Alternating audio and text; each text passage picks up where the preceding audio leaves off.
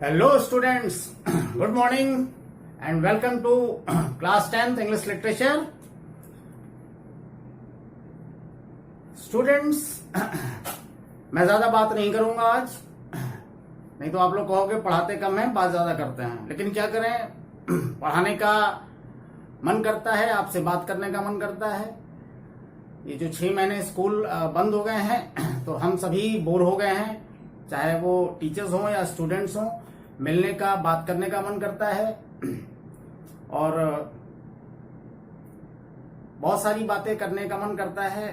देश दुनिया में क्या चल रहा है, खैर हमें इन तमाम बातों पर विराम फुल स्टॉप लगाकर सिर्फ अपनी पढ़ाई को लेकर सोचना चाहिए। आने वाले दिनों में हमारे एग्जाम्स हैं, बोर्ड परीक्षा है और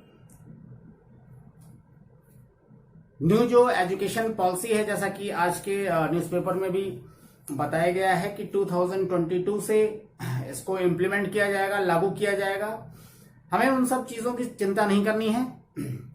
हमें ये देखना है कि जो हमारा अभी सामने का जो एम है, जो लक्ष्य है, उसको कैसे कंप्लीट करें, कैसे ज़्यादा से ज़्यादा मार्क्स गेन करें।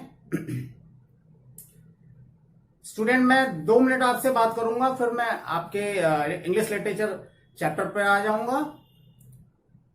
इन दिनों हम सारे टीचर्स ऐसा महसूस कर रहे हैं कि हम टीचरों की जो रिस्पेक्ट, जो ऑनर, जो आदर सम्मान, जो डिग्निटी थी वो कम हो गई है, बहुत ज्यादा कम हो गई है। और उसके पीछे सिर्फ और सिर्फ ये कोरोना जो पेंडेमिक है, महामारी है, यही जिम्मेदार नहीं है।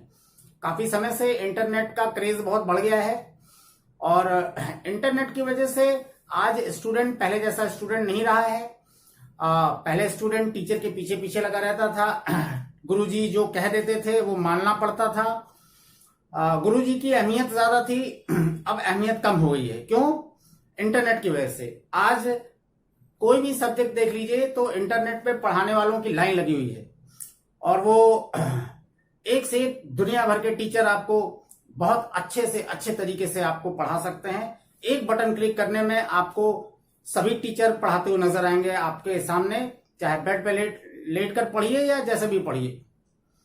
तो इसका मतलब ये नहीं है कि टीचर्स, वैसे तो हम लोग कह रहे हैं कि ऐसी बात है कि टीचर्स की रिस्पेक्ट कम हो गई है स्टूडेंटों की नजर में, लेकिन हर सिक्के के 2 पहलू होते हैं। तो जो भी नई चीजें आती हैं, एक उसका एडवांटेज और डिसएडवांटेज दोनों होता है। हमें ये देख के चलना है कि हमें किस तरीके से सिर्फ उस चीज का एडवांटेज लेना है, फायदा लेना है। अब ये जो पढ़ाई का जो इंटरनेट का मीडियम है, इससे हमें बहुत फायदा भी मिलता है। हम टीचर्स अप टू डेट भी हो जाते हैं। कोई आपको टीचर गलत तरीके से नहीं पढ़ा पाएगा। बच्चे, स्टूडेंट ऑलरेडी पहले से ही जो है अप टू डेट रहते हैं, इंटरनेट से सीख कर, पढ़कर। और एक टीचर के लिए भी एक चैलेंज है कि कैसे स्टूडेंट को बढ़िया से बढ़िया वे में पढ़ाया जा सके। इसी वे में मैंने देखा, मैं कई दिनों से देख रहा था कि यार मैं क्या पढ़ाऊं, क्या मैं पढ़ाऊं। जो इंटरनेट पे एक बटन क्लिक करने पे बढ़िया से बढ़िया टीचर पढ़ा रहे, मैंने कई वीडियोस देखे कि मैं कैसे अलग वीडियो बनाऊं। तो मैंने देखा कि टीचर किसी लिटरेचर की समरी बता दे रहे हैं खड़े खड़े, या फिर कई ऐसे वीडियो मैंने देखे जिसमें teachers line to line, word to word, sentence to sentence पढ़ा के उसकी मीनिंग बता दे रहे हैं। मेरे दिमाग में आया कि भाई मैं तो ऐसे ही पढ़ाता हूं कि लाइन टू लाइन, क्योंकि अप टू 10th आपको कम से कम line to line, word to word पढ़ाना चाहिए। बिकॉज एग्जाम में सिर्फ कहानी नहीं पूछता है, एग्जाम में एक्सट्रैक्ट दे देगा, यानी चैप्टर्स के लाइन दे देगा और पूछेगा कि ये क्या है, और इसी से रिलेटेड 3, 4, 5 क्वेश्चन दे देगा। तो जब तक आप लाइन टू लाइन चैप्टर की रीडिंग नहीं करेंगे, आप एग्जाम में अच्छी तरीके से नहीं कर पाएंगे। तो आज मैं भी आपको line to line, word to word, sentence to sentence meaning बताऊंगा। एक बार मीनिंग बता देने के बाद आपको कुछ इंपॉर्टेंट क्वेश्चंस भी बताए जाएंगे और शुरू में मैं आपको पहले इनिशियली समरी भी बताऊंगा। तो इस तरीके से, हर तरीके से आपको जो मैं किसी भी चैप्टर को अच्छे से समझा पाऊंगा। तो मैं ये कोशिश कर रहा हूं कि जो इंटरनेट पे जो टीचर्स ने लिटरेचर चैप्टर को अच्छे से पढ़ाया है, लाइन टू लाइन पढ़ाया है, और कई सारी चीजें उन्होंने छोड़ दी हैं, मैं उन चीजों को ना छोड़ूं, मैं आपको उससे भी बढ़िया पढ़ाऊं। तो ये मेरी कोशिश है कि आपको कम से कम ये लगे कि हमारे स्कूल के टीचर ने उनसे भी या दूसरे टीचरों से भी अच्छा पढ़ाया है। तो स्टूडेंट यही प्रयास, इसी कोशिश के साथ अब मैं शुरू करता हूं लिटरेचर का आज का। जैसा कि आप लोग को पता ही है कि कुछ चैप्टर्स डिलीट किए गए हैं।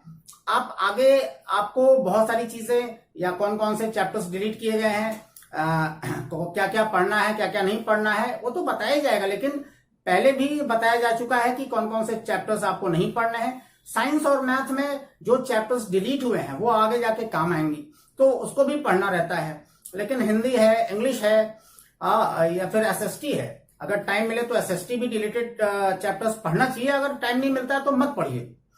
लेकिन इंग्लिश और हिंदी के जो चैप्टर्स डिलीट हुए हैं उनको पढ़ना जरूरी नहीं है, वो आप फिर कभी भी पढ़ सकते हैं, इस एग्जाम के लिए प्रिपरेशन के लिए जरूरी नहीं है। तो आपको जो डिलीटेड पोर्शंस हैं बिल्कुल नहीं पढ़ने हैं।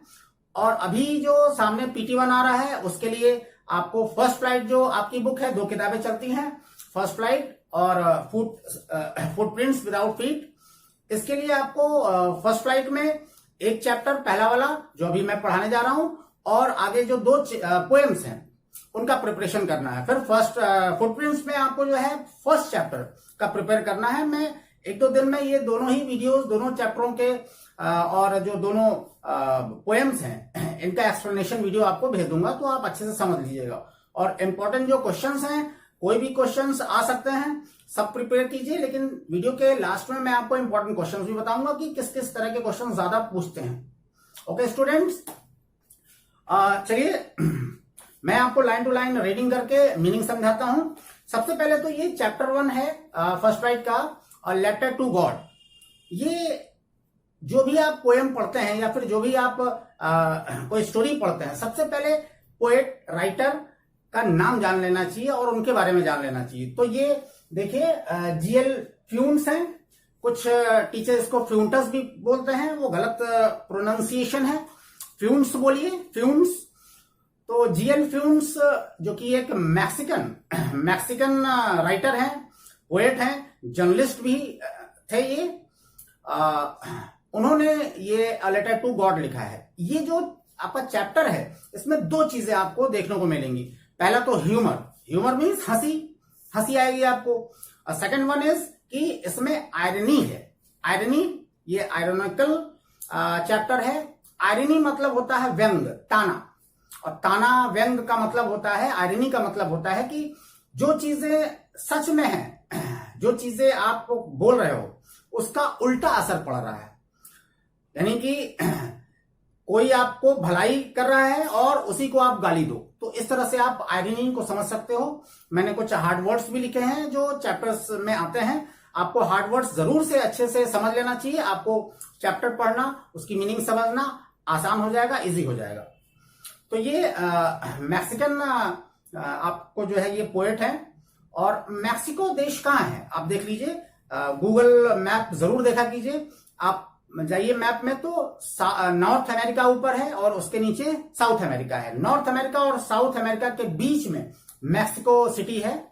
तो इसके बारे में आपको जरूर जानना चाहिए कि ये जो स्टोरी है सेट कहाँ पे किया गया है। हालांकि चैप्टर में ऐसा कुछ बताया नहीं गया है कि ये कहानी किस देश की है, कहाँ की है, लेकिन पोएट के जहाँ के पोएट हैं उनको देखकर या फिर चैप्टर के बीच की चीजों को देखकर ये समझा जा सकता है कि ये किस जगह की पोएट जो स्टोरी है हो सकती है।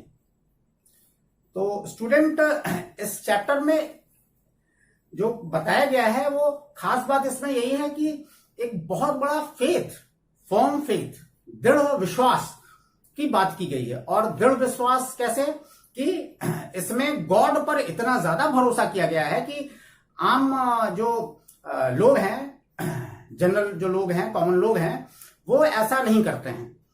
तो गॉड पे इतना ज्यादा विश्वास करके गॉड को लेटर लिखा गया है। तो शुरू में तो ये हंसी आती है कि अरे गॉड को लेटर लिख दिया। हाँ, अब जैसे कि कैसे बिल्कुल पतला दुबला कोई व्यक्ति है और उसका नाम भीम है तो हंसी आती है, तो उसी तरह से कुछ अजीब सा लगता है कि गॉड को लेटर लिखा। तो ये चीज जो है इस चैप्टर में आपको पढ़ने और सुनने को मिलेंगी। तो ह्यूमरस है, आयरॉनिकली है, ये दो चीजें हैं, आयरॉनिकली और ह्यूमरस, ये दो चीजें आपको इस चैप्टर में मिलेंगी। तो जीएल फ्यूंस ने इस चैप्टर को लिखा है और इसमें देखिए हार्ड वर्ड्स मैंने लिखे हैं, मैं टाइम टू टाइम आपको हार्ड वर्ड्स बताऊंगा। और पहले मैं 2 मिनट के लिए समरी बता देता हूं कि इसमें है क्या।